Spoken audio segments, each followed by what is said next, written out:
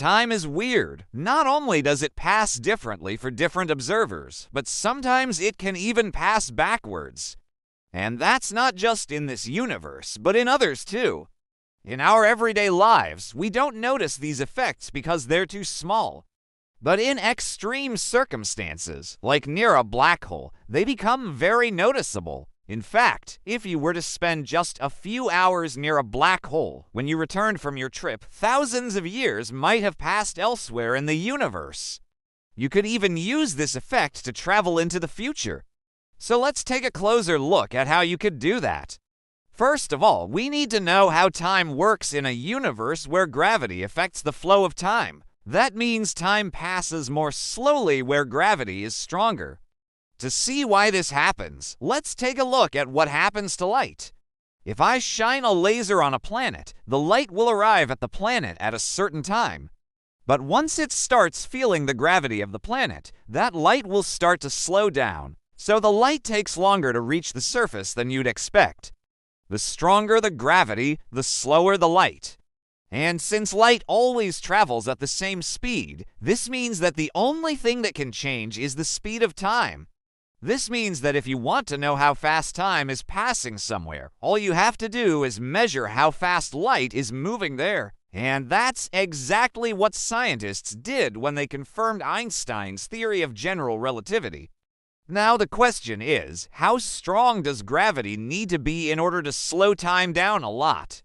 Well, turns out you don't need strong gravity, just a lot of mass. Because the strength of gravity depends inversely on the distance from the center of mass.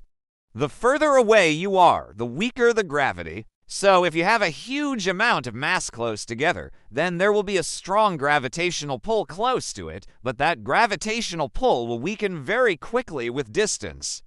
This means that the effect of gravity on time only really needs to be strong close to the massive object.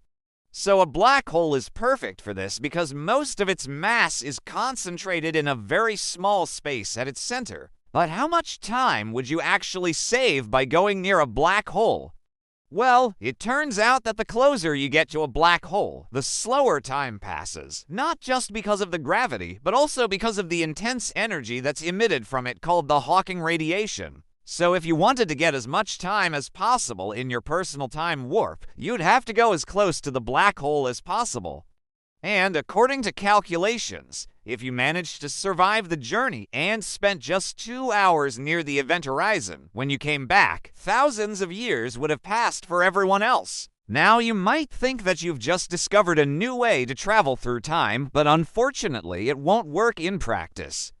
Because the closer you get to a black hole, the more extreme the conditions become. It'll get hotter and hotter until eventually you'll be completely burnt up.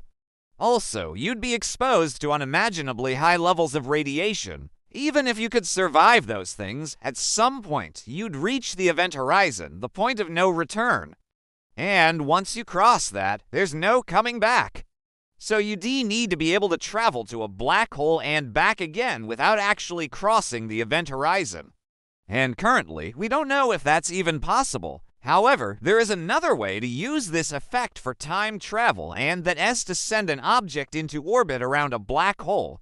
Just like the rocket in the movie Interstellar. In fact, the movie got this idea from real physics.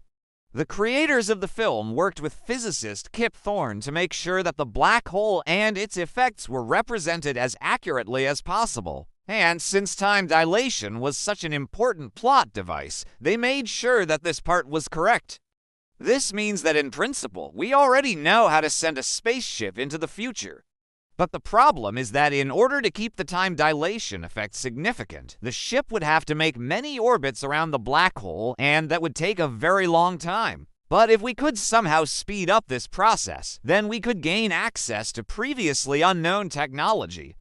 For example, if we could make the ship move faster along its orbit, then we could shorten the time needed to make many orbits.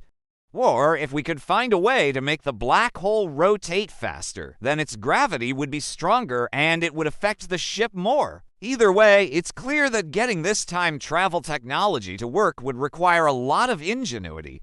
But that's not impossible, and we already know how to do it because it's all based on Einstein's general relativity. So as long as we stick to the laws of physics, then anything's possible. I hope you enjoyed this science video. If you want to help us make more of them, then consider supporting us.